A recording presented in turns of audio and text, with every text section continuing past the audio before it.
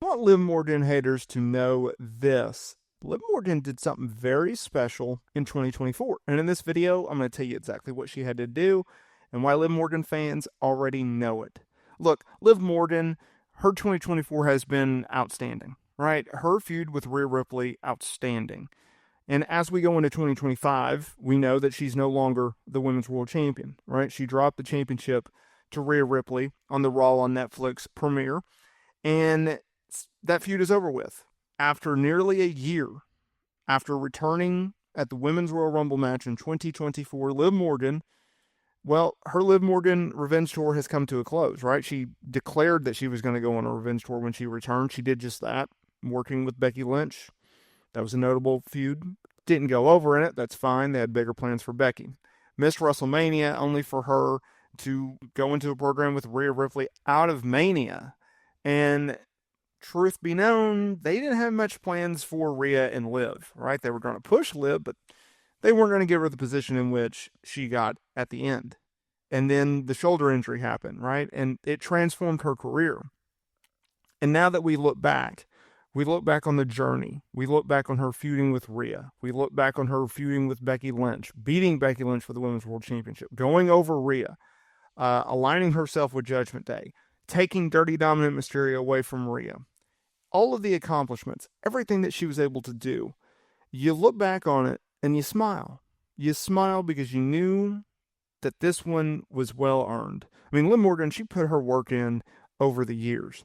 And with that being said, it got me thinking about today's topic because what Liv Morgan did in WWE was so special. It was so unique because we need to be honest with ourselves. When she went into that program with Rhea Ripley, she was just going to put her over.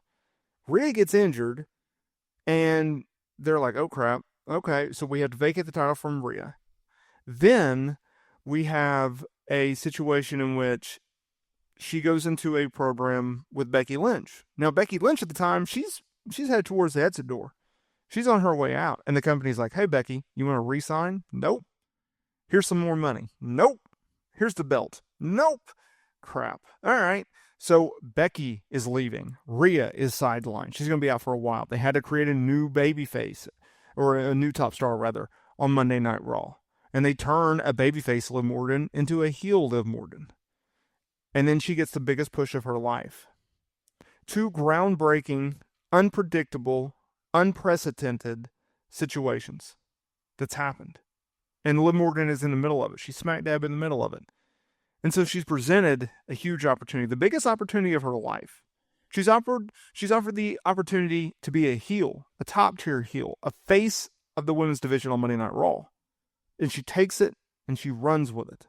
That's what was so special. That nothing of this was planned ahead of time. They didn't have her return in the Royal Rumble and lay out all this happen. Like, organically, it happened. Just like the Austin 316 promo. Right? Austin, he came back from the hospital after getting stitched up. He heard Jake Roberts mention 316 in a promo, head of the King of the Ring, and Austin delivers a line. It's organic. Just like a punchline, and that's the bottom line. Well, with Liv Morgan, it's no different. They didn't have this elaborate plan. They didn't see her as being a huge champion, right? They didn't see it as that. They looked at her as, well, we need someone to get to let Becky get built up for Rhea at WrestleMania 40. All right, well, we'll beat Liv, right? She's always been a utility player. Forget the SmackDown Women's Championship run. She's a utility player. We'll use her. She's got a good following. She's solid in the ring. She's solid on promos. We'll get Becky over. We'll use Liv. All right. Yeah, we're not going to use her for WrestleMania. All right, we need someone for Rhea to beat coming out of the Becky Lynch feud. Yeah, she's got a little history with Liv. We'll just have her beat Liv. Oh, crap. Rhea's injured, right? Like, organic life stuff happens type situations back to back to back. It's truly unprecedented. I don't ever remember another time like this.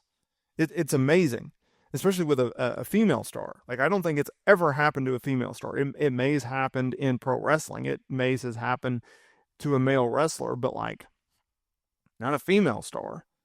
So you combine all that, and you look back, and then she goes on a multi-month run as women's champion, women's world champion.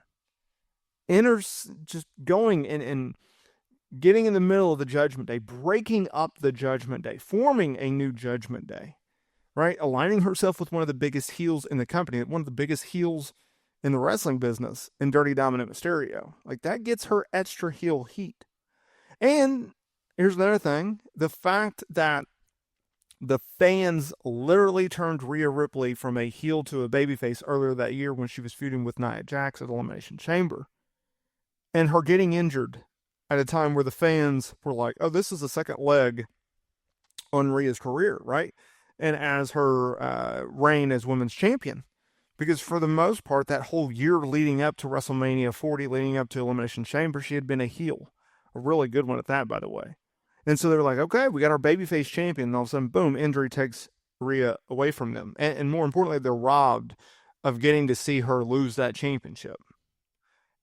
So you throw everything that I just mentioned. I mean, and it's a laundry list. You look at it like that, and it's like, okay, Liv Morgan did something special in 2024. She did something special in WWE. Not only did she change her career forever, because now she's a main event type talent star, who I'm very interested in seeing where they go from here with her. You then go and say, okay, well, they changed WWE history because they changed the Judgment Day and they changed Rhea Ripley's career. And they have a true star in Rhea Ripley. I mean, she is on the verge of being a megastar. She really is. And Liv Morgan, she's now a main event type talent.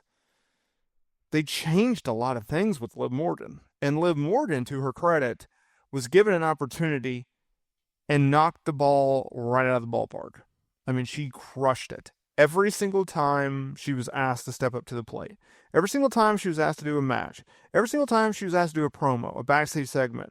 Further getting over the new Judgment Day. Further getting over Rhea Ripley. Heck, the majority of her feud with Rhea Ripley was done while Rhea was off of television. Think about that. She got injured in April. She didn't return until, what, July? So she had 3 months just to carry this program and just to cut promos. Rhea gets injured again with a broken orbital bone. They have to pivot.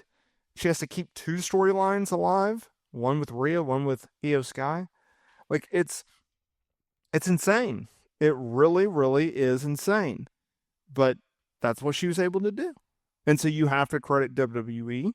You have to credit Liv Morgan. You have to credit the fans. You have to credit Liv Morgan fans for supporting it. And Rhea Ripley fans for supporting it, and WWE fans in general. Because as good as WWE's product is right now, they've really sucked when it comes to creating new stars on Monday Night Raw. Like, there's not a lot of talent there when it comes to female talent. So I'm curious to see where they go from there. But yeah, that's what Liv Morgan did special.